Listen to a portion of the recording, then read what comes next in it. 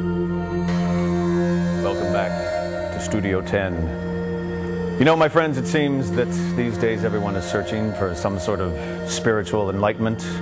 We're always so busy. We just don't always take the time to look inside. I like how you slowed things down a little bit there. Did I slow things down? You did. You Really? slowed things down. You're taking it easy. Yeah, everyone really is searching for... I really believe everyone really is searching for some sort of spiritual enlightenment, and we're always very, very busy. You're looking for, you know, yeah, the big spiritual experience. You are. I think if you're trying to have the spiritual experience, some people just try too hard. Some people do, but you know, one Atlanta real estate developer named Cheryl Simone actually recognized the spiritual void in her life, and with the help of mystic Sadhguru, Jaggi Vasudev, she was able to fill it. Welcome, both of you. Thank you. Thank you. Nice to be here. Okay, let's start out, Cheryl, with sort of where were you at in your life where you realized that there was sort of something missing for you? Probably it kind of haunted me my whole life. The voice of, isn't there more than this? Even though you had incredible success, there was still something lacking. Yes. You know, it's kind of disappointing when you've checked off your list about, you know, I've got the job I want, I've got the career I want, plenty of money coming in, I have a wonderful relationship, a beautiful son, and even then, that voice doesn't go away. Before you get that, you think, okay, if only I get this, then everything will be fine. You know, so if only I can have a job that I'm interested in, if only I can have the perfect relationship, whatever it is you're trying, as long as you're out there chasing that one thing, then you feel like, well, that's the thing that's missing, and that's why I've got this voice that won't quite let me settle down. Then when if you can put all those pieces together, maybe they don't even stay, but if you can have a period in time when all those pieces fit together and still that voice says, is this really all there is to life? Isn't there more to being human than this? And it looks like maybe a few people found a much bigger, blissful experience of life. So I had a curiosity, how did they get that? Were they born different than me, or was this possible for me as well? And I went on a 30-year search on the side while I was building my business, while I was falling in love, while I was doing everything. I had a side story that was looking for a spiritual something, and I tried many, many things. I tried lots of yoga, lots of meditation, everything I could think of. And then 6 years ago I met Sadhguru, and only then did something blast open. So how did you two initially get together? How did you meet? Actually, you're not married. No. You met and you've been. I met at a public talk that he gave. I'd heard about him from somebody in California, and he ended up coming to my hometown in Atlanta, and I just sat in a talk, and something said, oh, he knows what I want to know, and you know, I want to know what he's got to say about how we can go somewhere with this. And what do you know, Sadhguru? I want to know this thing also. What is it that, how often, first of all, do you encounter Cheryl's situation where somebody feels like they really have everything, but there's still something missing? Every day. Every day. So what was it that you said that really flicked the switch in her? It's not about what you say, it's about how you are, in the sense.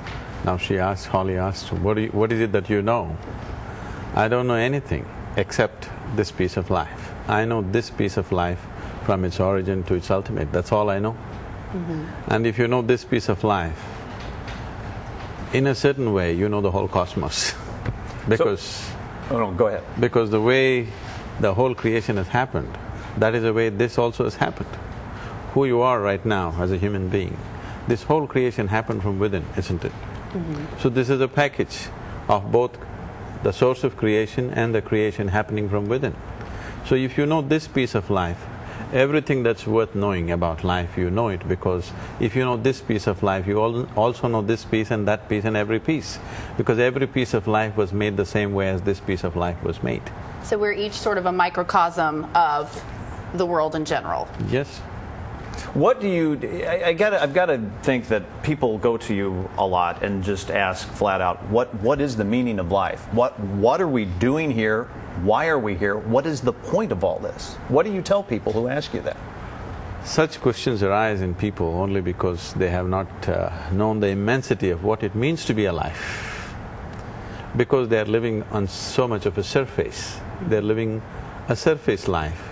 That's why this question comes up, what is the meaning of life? What is the purpose of life? Is there some God-ordained purpose for me? These kind of questions coming up in people, essentially because they have not tasted life in its full depth and dimension. If you know the immensity of what it means to be life, then such questions will not arise. Even in your life, in everybody's life, at some point these questions do come up. But when do they come up? When you're really very blissful and joyful, do they come up? Not No, they usually. don't. No. Only when despondent. somehow life has become a drag for some reason, Right. that is when they come up. So essentially, when your experience of life is not exuberant enough, not alive enough, that is when the questions come up. Or in other words, when you're not life, but when you're just a bundle of thoughts, that is when it comes up. So how do you then explain to people how to come to this place of exuberance? How do you find that place? This is not a teaching, this is not a philosophy, this is not a belief system, this is a technology. Simple 1, 2, 3, 4, 5 steps. You do this, this and this will happen. So this is just a technology, this is not a teaching or a philosophy. So we transmit the technology because it's subjective technology. It has to be transmitted, it just cannot be taught.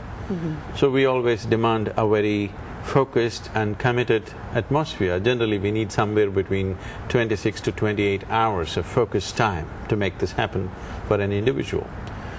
In the last… this is the 26th year of Isha Yoga since I started this. For the first 20 years, I have never appeared in front of a television camera, never a press interview, never any kind of posters, banners, brochures, nothing, no any kind of publicity. But still millions of people came to us only by word of mouth, simply because the strength of the experience is what it carries the whole thing. Even today we have 1 million registered volunteers doing this work around the world. In the last 5 to 6 years, we are advertising ourselves a lot, we are going everywhere, simply because of the social outreach programs we started in India and in Africa too now. Because of large-scale social outreach programs, we are advertising ourselves. But for the spiritual part of the work, it just happens by word of mouth, always. On a totally different topic, I have to ask this because I know a lot of our viewers are wondering this. How long did it take you to grow the beard? I did not grow it, it grows by itself.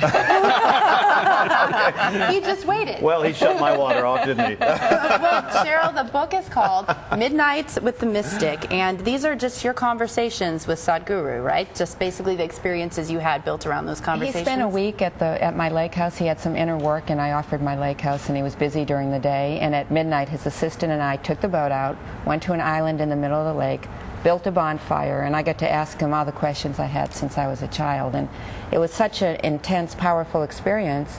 I wanted everybody to have it, so I tried to bring them along on the boat ride and the sitting by the fire with the book. That's wonderful. So everybody can be touched by Sadhguru in some way without having to actually be in his presence, because I'm sure that's very difficult for you to be in everybody's But he presence. also is starting to come a little bit to teach to this country. There's some programs some teachers are giving in Tampa and St. Pete, and Sadhguru also in November will be here. Oh, wonderful. Well, come on back we'll and see us. look forward to that. Yes, Good. yes, Thank you absolutely. both for being with us today.